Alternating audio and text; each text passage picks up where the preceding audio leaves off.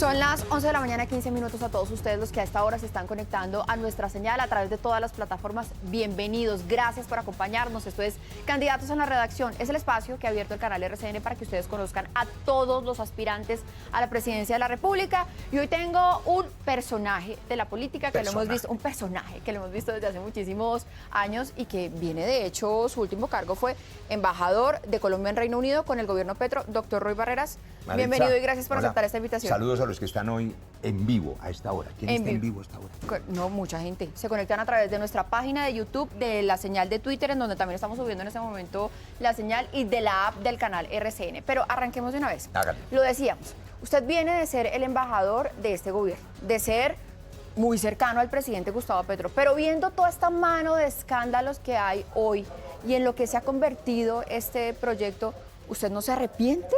No, mire, hace 5 años, Gustavo Petro y Iván Cepeda, los dos llegaron a mi apartamento y me dijeron, hombre, Roy, ayúdenos, porque ellos son de izquierda, yo soy liberal, de centro, ayúdenos porque queremos 2 cosas, sacar a Colombia de la pobreza, a los más humildes, y terminar de hacer la paz, que yo firmé. Dije, no, vamos para esa, yo creo en eso, y lo hubiera vuelto a decir. Ahora, no basta con la buena voluntad.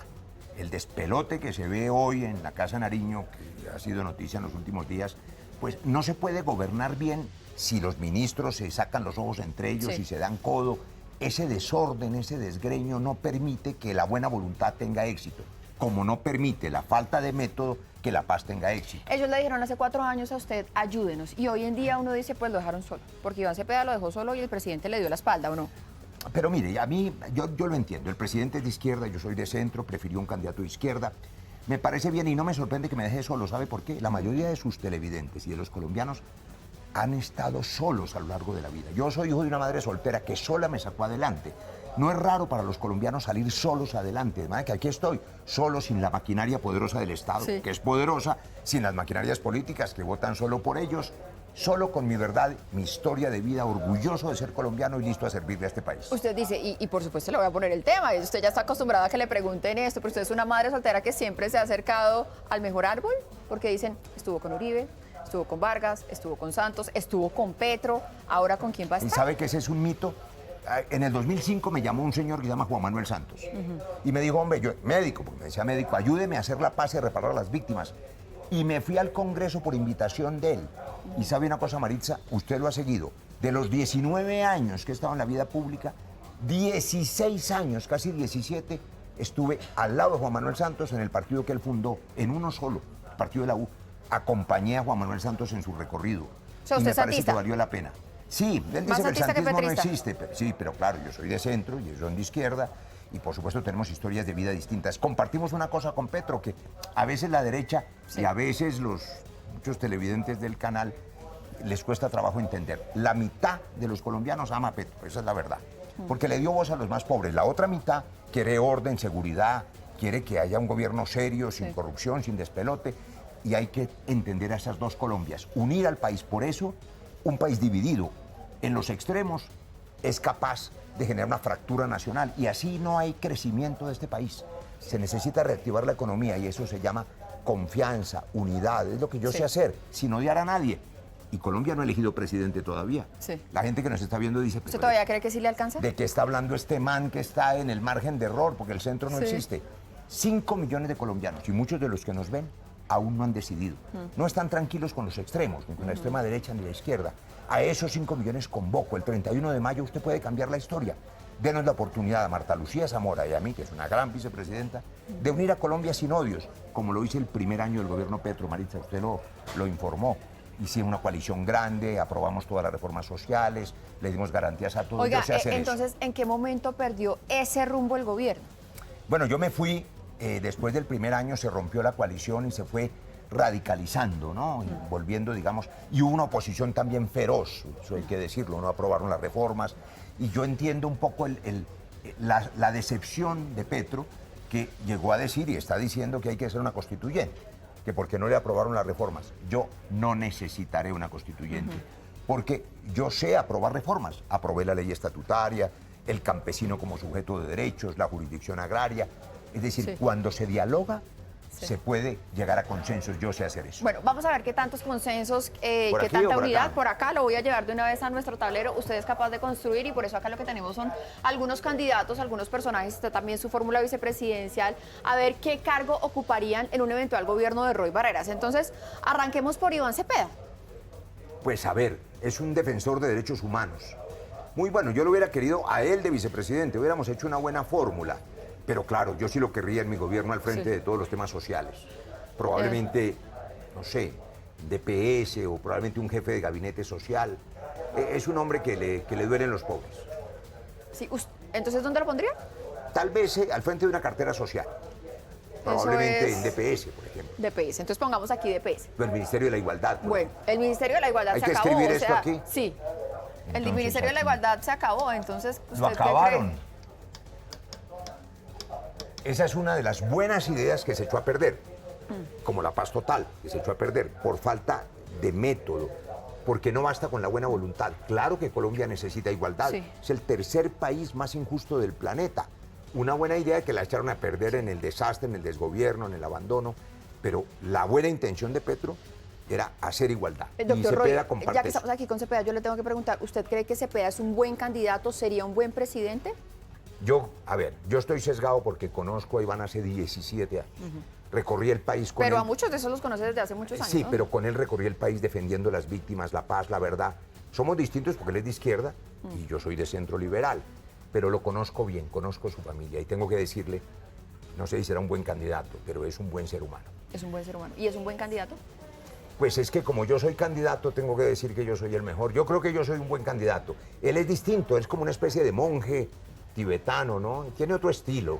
Sí. Es más callado, es más prudente. ¿Usted cree que esos miedos que hay alrededor de la figura de Iván Cepeda son más bien mitos, son leyendas que se han creado alrededor No, de él? desgraciadamente es cierto. La palabra que usted ha usado es el problema más profundo de la democracia hoy en el mundo, el miedo.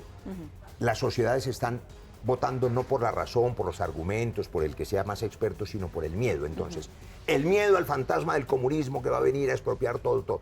Y el miedo a que vuelva el paramilitarismo y los falsos positivos y las masacres y la violencia. Bueno, miedo porque el señor que está aquí, el señor de la Espriella, dice que hay que destripar a la oposición. Entonces, él y sus amigos, boliches y toda esta gente dan miedo.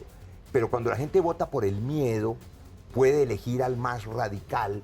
Y ese radical, aunque les guste mucho a algunos de ustedes, fractura Colombia, divide al país.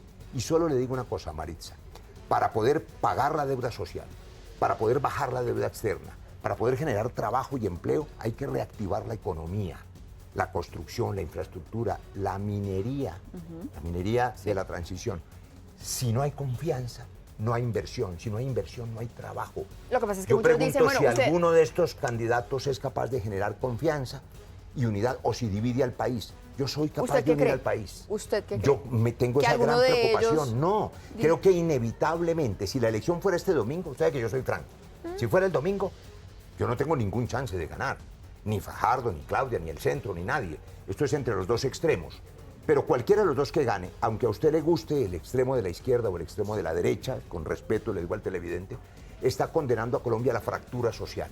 Porque el que ganara tendría una feroz oposición del otro. Sí. Yo quiero hacer un gobierno que una a Colombia sin odiar a nadie, resolviendo los problemas del país. Sí. Lo sé hacer. Y el 31 de mayo aún no se ha elegido presidente. Usted puede evitar la polarización. Entonces, sigamos con estos candidatos. ¿Los tendría o no en su gobierno? Y si los tendría, ¿en dónde los pondría? Yo tendría a Paloma, sí. ¿Sabe dónde? Hay cosas que de ella no se sabe. A ella le gusta la poesía, escribe, a mí también. Fue mi compañera 12 años en el Senado.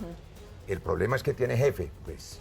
Y, decir, ¿y usted no tiene jefe? Yo no tengo jefe. Un presidente que tenga jefe, pues pero usted no manda, sino que obedece. ¿El presidente lo rechazó o porque no, es que yo él nunca fue mi jefe, salvo administrativamente cuando fui embajador. Pero yo soy un hombre autónomo, independiente, fíjese. He acompañado a Santos 17 años, porque respeto su figura de estadista, pero ni él me apoya, ni se mete en política, ni es mi jefe, ni tiene una historia de vida distinta, pues él es Santos. Yo soy hijo de una madre soltera, nací en un inquilinato en Las Cruces, tenemos historias de vida diferentes. Yo salí de abajo hacia arriba, con orgullo, y él nació arriba, entonces los respeto, pero no es mi jefe.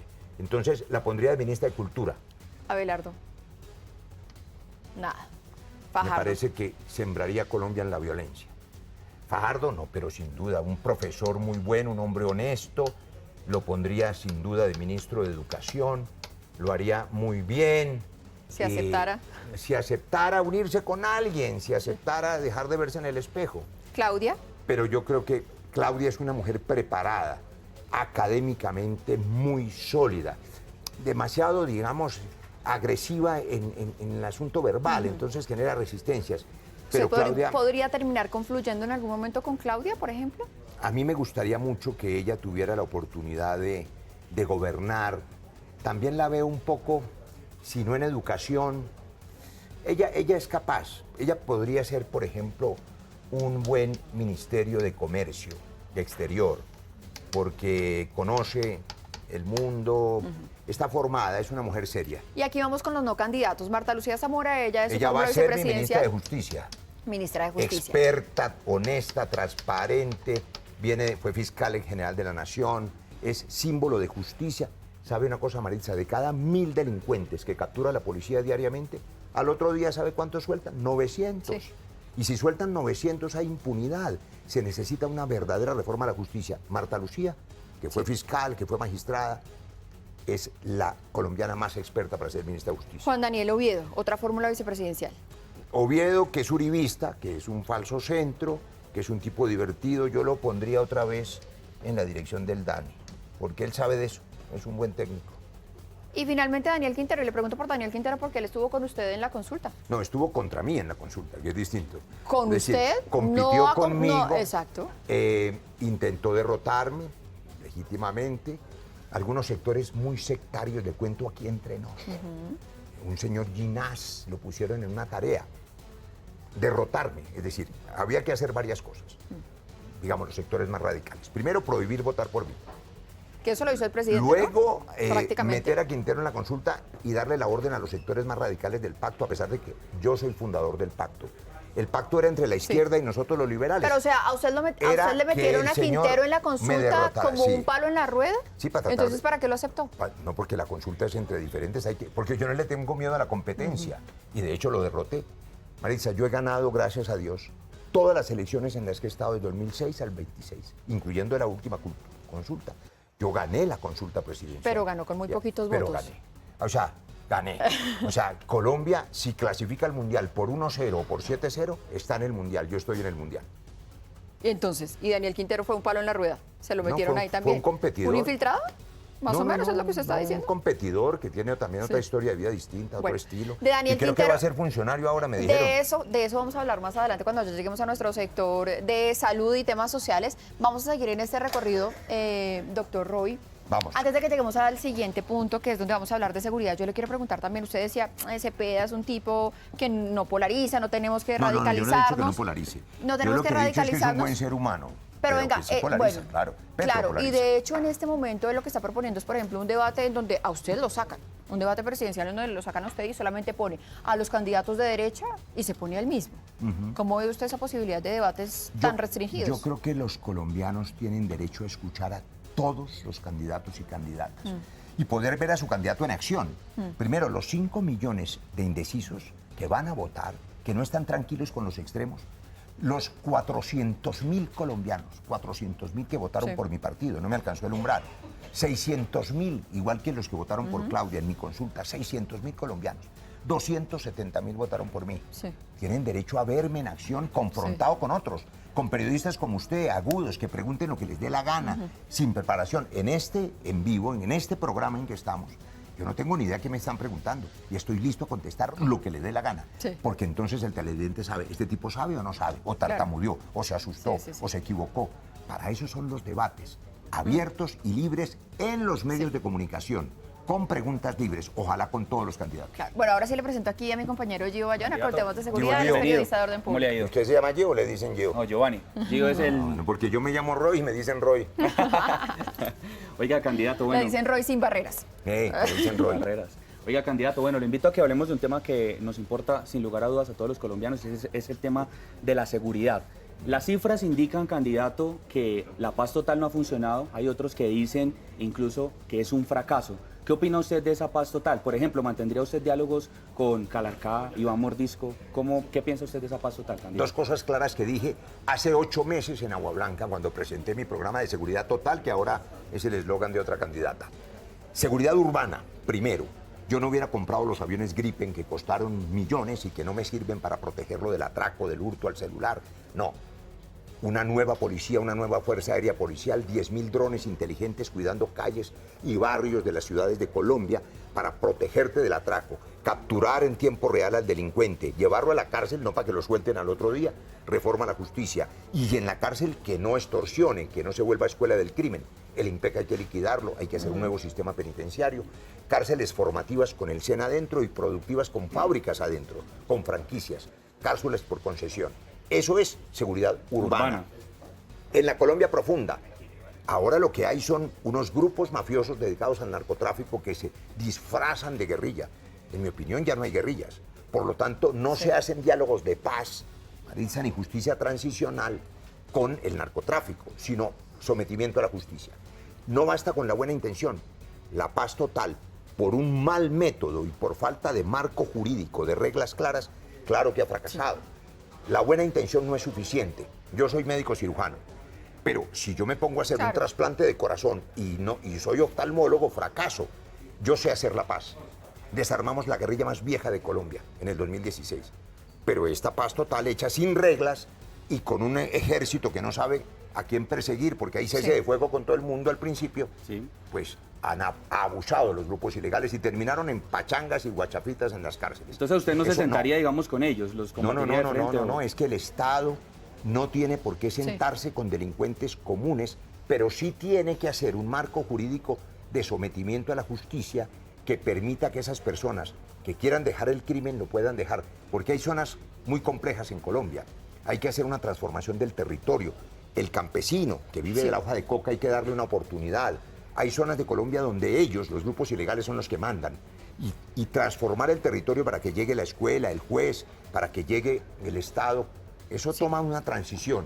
Y muchos de esos grupos, si dejan las armas, tienen que hacer parte de esa transición. Pero eso es otra cosa. Nuestra última pregunta para acelerar este recorrido. Candidato, ¿qué hacer con la fuerza pública? Porque el gobierno Gustavo Petro les incrementó el sueldo, pero ellos, muchos, que hemos podido hablar con ellos en el Cauca, en Putumayo, están preocupados porque cuando hay, por ejemplo, operaciones militares, los dejan solos, porque cuando los combaten los grupos armados, ellos se sienten solos. ¿Cómo piensa usted fortalecer a la fuerza pública y darles nuevamente moral a la fuerza pública? No sé qué es el vengo, que los dejen solos, porque pues para eso es el ejército, pero me alegra que reconozca que pero se es que les no hay subió el como salario. no hay un apoyo moral. No hay un apoyo moral. Política. Pero me alegra que se reconozca que se les subió el sueldo a soldados y policías. Eso es noble y es necesario. Pero ustedes dos tienen razón en una cosa. Cuando se hace simultáneamente un cese de fuego con 20 grupos distintos, como si fuera lo mismo el ELN que las bandas de Medellín, pues eso no solo fracasa, sino que ese capitán, ese coronel, que ve unos tipos que están armados con un fusil, no sabe quiénes son, si están en cese al fuego, si les puede disparar o no les puede disparar. Entonces se queda en el batallón. Esa es una especie de parálisis que ha impedido la fuerza del Estado. Su respuesta es simple. Todo gobierno en el mundo, inclusive para hacer la paz, necesita un Estado fuerte, la fuerza legítima del Estado. Eso no debería estar en discusión, ni eso ni la salud. Esas dos cosas deberían ser obligación de cualquier candidato. Listo. Gio, muchísimas gracias. Ahora sí seguimos en este recorrido, ya estamos aquí cerquita. Con Andrea vamos a tratar estos temas tan importantes, sociales y también económicos. Bueno, candidato, estamos viviendo en una crisis impresionante el país con el tema de la salud. No podemos dejar de hablar de eso. ¿Cuál es esa propuesta suya para enfrentar esta grave situación que estamos viendo en todos los rincones y las regiones de nuestro país? Vean, ahora decía yo que hay gente que habla de paz y nunca ha hecho una, yo hice una. Hay gente que habla de salud y no tiene ni idea. Yo trabajé 20 años en hospitales públicos y yo invito a los televidentes a que no crean lo que dicen los candidatos ni lo que les digo yo.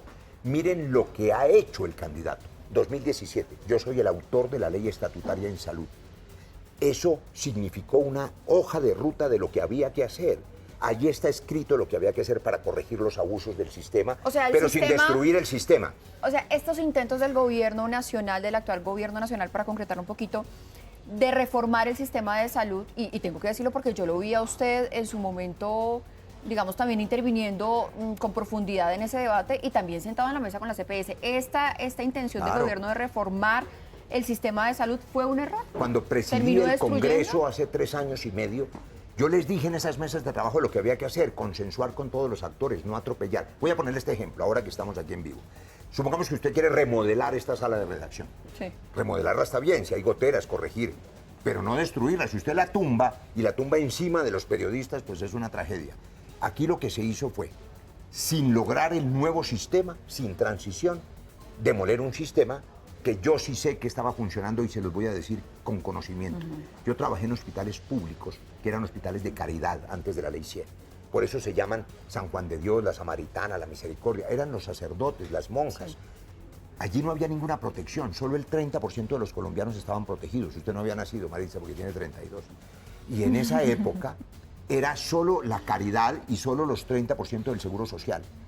Cuando se aumenta la cobertura en el sistema al 98%, en la pandemia, por ejemplo, el sistema respondió y la gente sentía que alguien le protegía su salud, llamaba. Sí. Había errores, claro, EPS que se robaron, EPS que fueron paramilitares al comienzo del sistema, EPS que había que controlar, unas cerrarlas sí. y otras corregirlas.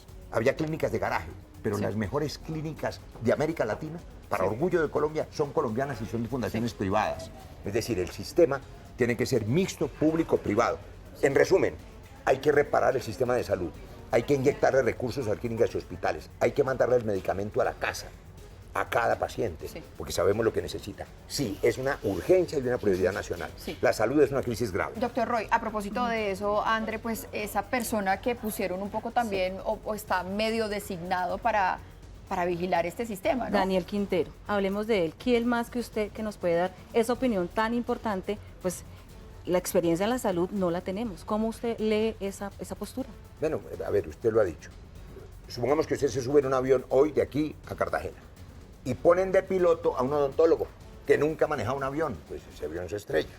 Lo mínimo que se necesita en semejante crisis es un experto en salud. ¿Y entonces por qué el gobierno hace eso? ¿Por qué nombra a Daniel Quintero? No, pues eso hay que preguntárselos al gobierno. ¿Pero yo usted no lo qué nombré. cree? Porque es que eso está... No tengo ni idea con qué criterio se hacen algunos nombramientos, no tengo idea por qué cambian tanto, porque hay ministros que a los 3 meses los cambian. Eso no está bien, digamos. Por eso he dicho, no basta la buena voluntad de un presidente. Si quienes trabajan para él son ineptos, son incapaces, no tienen la experiencia, o se sacan los ojos entre ellos, como estamos viendo, lo que le hace daño a cualquier gobierno. Y finalmente, André, creo que también es muy importante manejar el tema económico. Sí. Candidato, estamos hablando del Banco de la República y su postura. ¿Cómo usted ve esta situación? Además, lo que está diciendo el presidente de subir el valor del salario mínimo si llega a pasar estos aumentos. Bueno, le aseguro que la mayoría de la gente que nos ve va a estar muy contenta cada vez que se suba el salario mínimo. Sí. Porque la gente ¿Usted cree que esa propuesta también más. incide mucho en temas electorales? Es probable, pero déjeme decir lo que sí comprendemos los ciudadanos de a pie. Mi gran preocupación tiene que ver con esta pregunta. Yo quiero entender que quienes nos ven, probablemente la mayoría, según las encuestas, el 80% o más, ya decidieron. Les gusta el candidato de la izquierda o les gustan unos candidatos de la derecha, yo respeto eso. Pero les quiero preguntar, ¿ese candidato o candidata va a dividir al país? Porque claro, como fractura el país en la polarización, si no hay unidad y no hay confianza, ¿quién va a invertir en Colombia?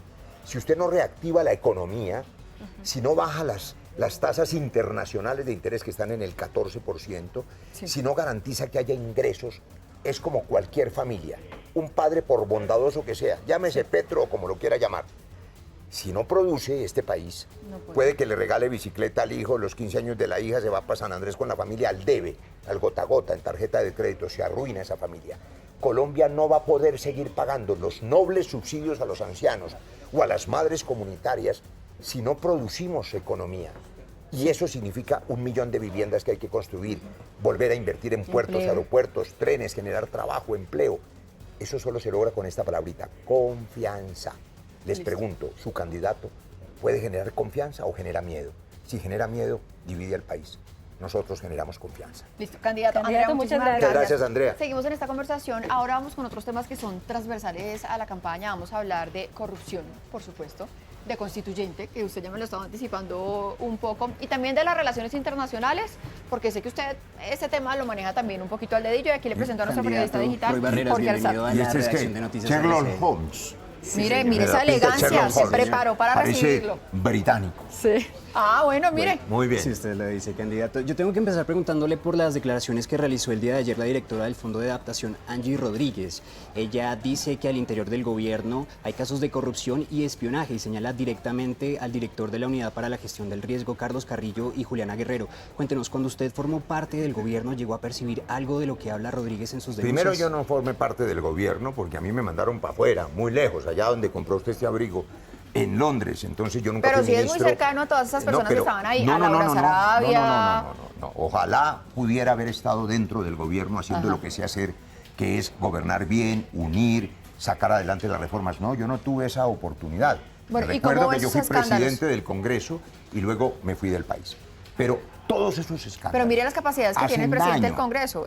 Hay un presidente del Congreso en este momento preso justamente por haber recibido coimas del gobierno nacional, Claro, ¿no? pero ese no fui yo, ¿no? Sí, no. Valga la acotación. No, el otro está preso, usted está aquí de candidato. Yo estoy aquí diciéndole, para responder su pregunta a Sherlock, que en cualquier gobierno, esa especie de reality en vivo, donde hay pasiones y acusaciones de amantazgos y de corrupción. No, y de delitos, porque es que, bueno, ya cosas personales, pero estos son delitos, ¿no? Toda esa gritería hace imposible que un gobierno pueda dedicarse con seriedad a resolver los temas de Colombia. No está bien esa especie de reality. Eso de Tongo le dio a Borondongo, Borondongo le dio a Bernabé, el uno acusa al otro, se sacan los ojos. De todo eso seguramente muchas de esas cosas se queden en ruido, son calumnias o no son ciertas, no se sabe. Pero que hacen daño porque le transmiten al ciudadano que el gobierno está en desorden. Si en esta sala de redacción, vuelvo a poner este ejemplo, en lugar de estar aquí la gente trabajando en su deber, estuvieran agarrados, insultándose, dándose codo, pues no hay emisión. No funcionaría bien el canal. No funciona bien el gobierno si los funcionarios se agarran entre sí. Le pongo otro ejemplo, que usted no me lo ha preguntado. Hace poco, el presidente nombró un médico, gerente o interventor de la nueva EPS. Y el que es el jefe, que es el ministro de Salud, que es el mismo que puso Angie Rodríguez, salió al otro día a decir que el tipo era un inepto. Jorge Iván Ospina, interventor de Claro, la nueva y EPS. entonces el ministro salió al otro día a decir que ese no servía. Y entonces, ¿cómo así que está desautorizando al presidente? Ese tipo de cosas no son buenas. Por eso digo, no basta la buena voluntad cuando se tiene si no hay un equipo de expertos. Valga la pregunta para decir, quien esté al frente del próximo gabinete tiene que tener un gabinete de expertos que sepan de salud, que sepan de justicia, que sepan de defensa. No puede ser un gobierno de aprendices. Okay, volvamos ahora a las relaciones internacionales. Usted fue embajador de Colombia en el Reino Unido y luego de eso llega Laura Sarabia, la ex canciller, al cargo. Hubo cuestionamientos alrededor del nombramiento de Sarabia diciendo que ya no cumplía con los requisitos, pero después el gobierno nacional presentó un decreto para minimizar esos requisitos aún más. Si usted llegara a la Casa de Nariño el próximo 7 de agosto, ¿cómo manejaría las relaciones internacionales de Colombia? Cualquier presidente de Colombia tiene que ocuparse de lo que le sirva a los colombianos y a las colombianas. Pongo ejemplos más importantes que el del nombramiento de una persona. Relaciones con Ecuador. Esa frontera cerrada perjudica el comercio, el turismo, la gente en Ipiales, en Nariño está sufriendo. No puede haber, por cuenta de las diferencias ideológicas, Noboa es un candidato de derecha, Petro es de izquierda, y como no se tratan, entonces se jode el comercio.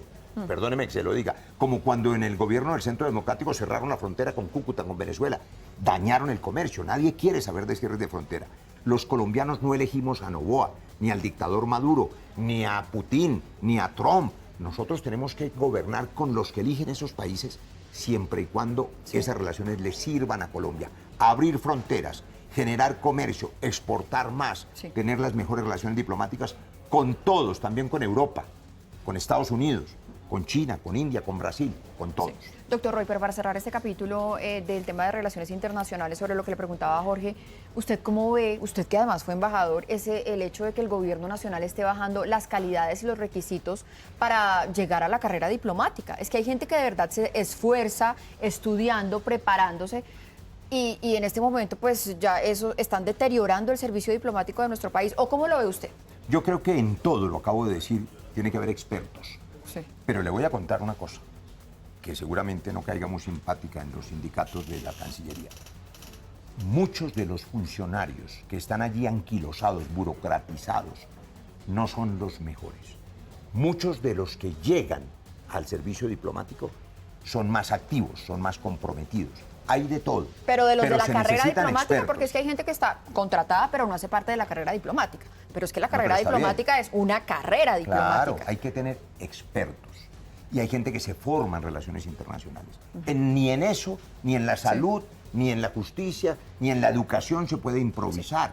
No, hay que garantizar gente experta en todo, también en relaciones internacionales. Y claro, la carrera diplomática hay que respetarla, es una carrera. Pero también todos los presidentes, no solamente Petro, todos han tenido un margen discrecional para nombrar sus embajadores. Sí, pero no han cambiado los manuales de funciones, esto es algo distinto. Claro, ¿no? claro, no Jorge, es que... se nos acabó el Bueno, tiempo, candidato, muchas lo gracias. invito a que siga el Vamos a recorrido. Muchas gracias, esta última Jorge. parada que creo que es la que más interés genera, que es donde preguntamos ya por la dinámica política, por la mecánica política, por cómo se está moviendo la campaña. Y aquí vamos con Carol.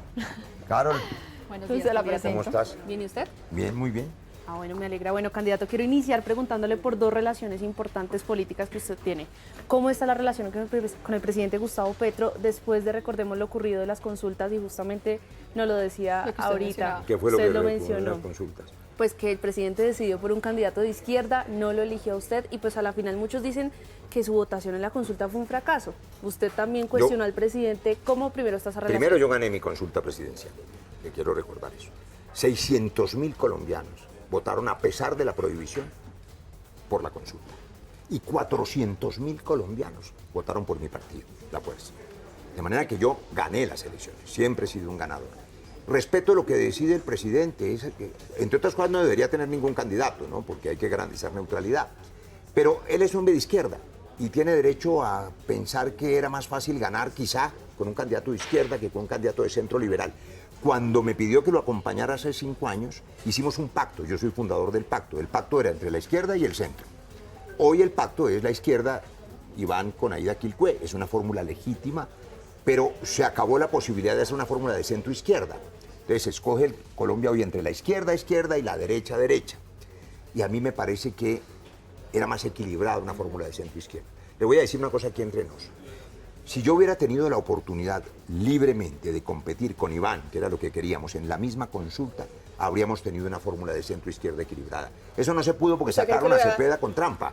Lo sacaron de la consulta. ¿Cree que le hubiera podido ganar a Cepeda en una consulta? Hubiera podido ganarle, claro, hubiera sido una competencia más abierta porque no hubieran prohibido votar por mí ni prohibido pedir el tarjetón, sino que la gente hubiera tenido allí el interés de escoger entre un candidato de izquierda y un candidato progresista de centro izquierda. Pero eso ya no pasó, eso ya no importa. Y después de eso, hoy, ¿se el volvió a hablar? 31 de mayo, la gente va a tener este candidato progresista de centro izquierda, va a tener la izquierda, va a tener la derecha y podemos o unir el país o dividirlo. ¿Y se volvió a hablar con el presidente Gustavo Petro después de eso? Sí, nosotros hemos tenido comunicación por chat, por line, sobre temas coyunturales, pero qué, por ejemplo? personalmente, la última vez que hablé con él, creo que fue como un par de semanas antes de la consulta. Bueno, ¿y su relación con el expresidente Álvaro Uribe? No, yo no tengo relación con él hace mucho tiempo. Le voy a Pero decir yo- desde venga, cuándo. pero le voy a decir una desde cosa, aquí hay un desde abril del año 2011, porque ese día yo firmé la ponencia que reconoció el conflicto armado. RCN estaba allí, afuera del CESPO. Allí deben estar las imágenes. El presidente Uribe Pero- se puso furioso, teníamos buena relación. Teníamos un sacramento de por medio, porque Sí, él es claro, católico, es yo que- también, mi no, hijo pero- menor. Y además eso, hay un Mi hijo vínculo menor- que los mi hijo une a menor ustedes, ¿no? es su ahijado de Que es el bautismo, ahijado. que es un sacramento católico, que no tiene que ver con la política, sino con la fe. Pero ese día, él se puso furioso. Me pidió que yo retirara la ley de víctimas para no reconocer el conflicto. Yo le dije, no, presidente, es la historia de mi vida, son 10 millones de víctimas, yo no la retiré. Y él rompió conmigo. Desde esa época nos volvimos a encontrar, ¿sabe cuándo? Cuando él fue senador, y yo también, y ellos estaban en la idea de hundir el proyecto de paz, de hundir la JEP. Nosotros impedimos el hundimiento de la JEP y tuvimos confrontación ideológica, pero hace muchos años que no hablamos con él. Le deseo tranquilidad. Aprovecho para decir una cosa que no me ha preguntado. El asunto de andar metiendo presidentes a la cárcel, expresidentes, que tienen millones que los siguen, a Petro, por ejemplo. El señor de la Espriella dice que va a meter preso a Petro. Y resulta que medio país ama a Petro. Entonces él está odiando a medio país que no lo va a querer y divide al país. Y millones también quieren a Uribe. Le perdonan todo, porque en un momento dado fue la esperanza de seguridad de Colombia, eso no hay duda. Entonces andar ¿Y usted estaría ofendiendo a esas personas es ofender a media Colombia. Todo lo que divide al país hace daño. Todo lo que sea capaz de unirlo es lo que se necesita. Con Dígame, ese vínculo Maritza. que hay de por medio, ¿su hijo todavía sí se habla con el expresidente Uribe y usted estaría dispuesto a tomarse un cafecito con él para hacer las paces? ¿O ya no? No y sí, a ver. No y sí, ¿qué? Mi ¿Qué hijo, no? mi hijo no tiene ninguna comunicación con él. Con su Es padrino. decir, pero los sacramentos son sacramentos. Yo soy católico, ¿no? O sea, Ni a esos- raíz de los sacramentos Esos son hablan. indisolubles. No sé. No, yo creo Y la que no. reconciliación además es un adolescente. mandato divino, no sé. No, pero si es que me acerqué a él muchas veces siendo senador para que nos ayudara a sacar adelante algunos temas de la paz. Yo dialogo con todo el mundo, yo no odio a nadie. Tengo muy buena relación con muchos de los dirigentes del Centro Democrático. Mira, Paloma Valencia, la actual candidata uribista, fue 12 años mi compañera en el Senado. Y muchas veces nos acercamos a hablar de poesía, a hablar de literatura, a hablar de cosas que nos acercaran, de mis nietos, de su hijita, porque en el terreno humano se encuentran las personas. No, yo no tendría ningún problema, pero estoy seguro que él no tiene ningún interés. Candidato, y hablando de partidos, usted también ya lo mencionó ahorita, el partido de la U, ¿usted qué sintió? Pues que este partido a la final decidió irse con la candidata Paloma Valencia, también un poco con el santismo. ¿Cómo es esta mecánica política Antes que de a la la final se consulta, están decantando? Antes de la consulta sabemos que el partido de la U lo iba a apoyar. No, O sea, eso no. Mire, las maquinarias políticas, ahí hay un problema de fondo, que es, para decirlo en 20 segundos, pero es muy difícil explicarlo en tan breve tiempo. No hay democracia sin congresos, sin parlamento. No hay parlamento sin partidos políticos. Pero ahí está el error, que yo también cometí. Los partidos políticos hoy, por cuenta del sistema clientelista, que está escrito así, lista abierta, fragmentación, canibalismo, todo eso, se volvieron maquinarias. Cada candidato al Senado se salva su propio pellejo con el tema del logo y el número. No eligen presidente. Las maquinarias no eligen presidente. Eso era un cuentazo que Roy tenía las maquinarias. Yo estoy aquí hoy, en RCN, con ustedes, sin la poderosa maquinaria del gobierno, sin las maquinarias políticas que no eligen presidente, diciendo mi verdad, mi historia de vida, orgulloso de haber salido adelante de abajo hacia arriba, orgulloso de mi madre que en todo le debo y seguro de que Colombia puede y merece un gobierno que una al país y dispuesto a entregarle mi vida al país porque amo este país, si el país quiere un gobierno de alguien que es un experto y que no odia a nadie. Candidato, para se ir nos está acabando finalizando, el tiempo, usted tiene aún una peleita, por decirlo así, con Luis Carlos Reyes, y él casi era el vicepresidente del candidato Mauricio Liscano. ¿Cómo está eso actualmente? Una peleita en donde lo Hay tiene, que lo preguntar, llevó a la corte, ¿no? Hay que preguntar, no, él es Y a testigo, la- él es testigo, la demanda la puso el señor JP, pero yo sí lo llevé a la fiscalía. Entonces, digamos, ese señor, que es un mitómano consumado, pues tiene que responder en la fiscalía. ¿Cómo está eso? Sí. Como decida la fiscalía cuando tenga que responder por falso testimonio, por injuria, por calumnia, por ese daño que hizo y va a tener que pagar por el daño, pero eso que lo decidan los jueces. Yo no tengo tiempo para esas personas que además a lo mejor ni siquiera tienen la culpa porque puede tener algún problema mental y hay que hacer una evaluación psiquiátrica. Caro, muchísimas Gracias, gracias, Mari. doctor. Gracias, Ya vamos candidato. terminando, pero Bueno, bien. si quiere, vamos aquí, sigamos en este recorrido. Terminamos con una sección. Me encanta estar con usted, porque yo sé que usted no le tiene miedo a las preguntas duras y que con nada. todo y eso respeta a la prensa. Entonces aquí vamos es con una sección que tenemos con todos los candidatos, que es un poco de respuestas muy rápidas y de verdad o mito.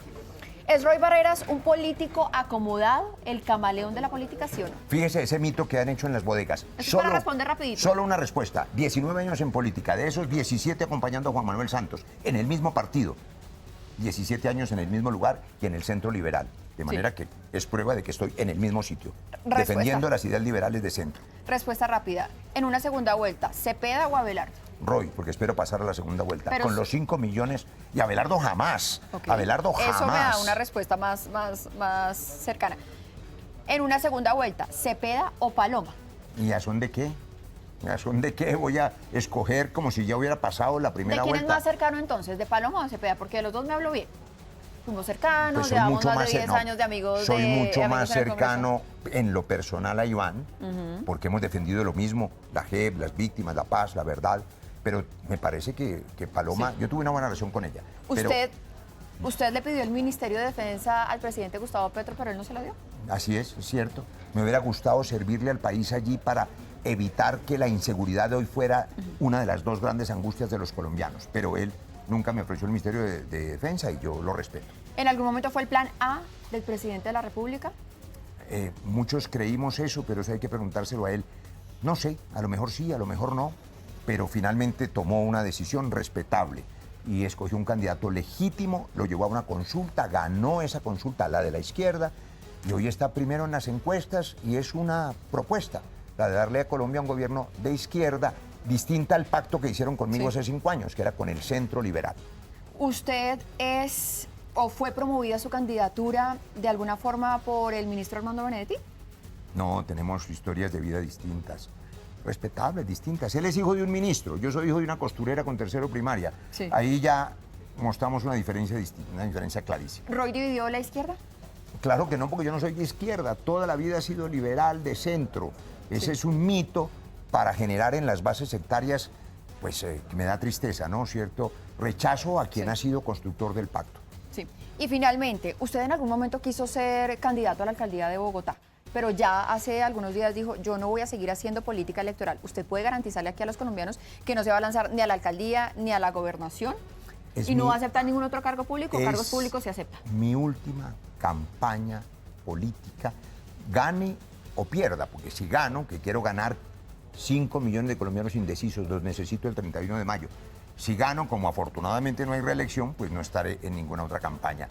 Y si no gano y los colombianos deciden por los extremos que dividen el país, me dará mucho pesar, pero voy a dedicarme a lo que me voy a dedicar este sábado. Cuña, Feria Internacional del Libro, lanzo mi segunda novela con Penguin Random House. Que me dicen además que tiene un capítulo pesado, ¿no? No, pesado no, es un capítulo erótico. Bueno, pues por acá reciben muchos ejemplares. Pues doctor Roy, muchísimas gracias por estar acá, por acompañarnos en esta redacción de Noticias RCN en esta conversación con nuestros compañeros y como siempre el agradecimiento es para todos ustedes los que siempre están siguiendo nuestra señal. Ya saben que pueden seguir generando conversación, que pueden vernos a través de todas nuestras señales. Que tengan un feliz día. Chao. Chao.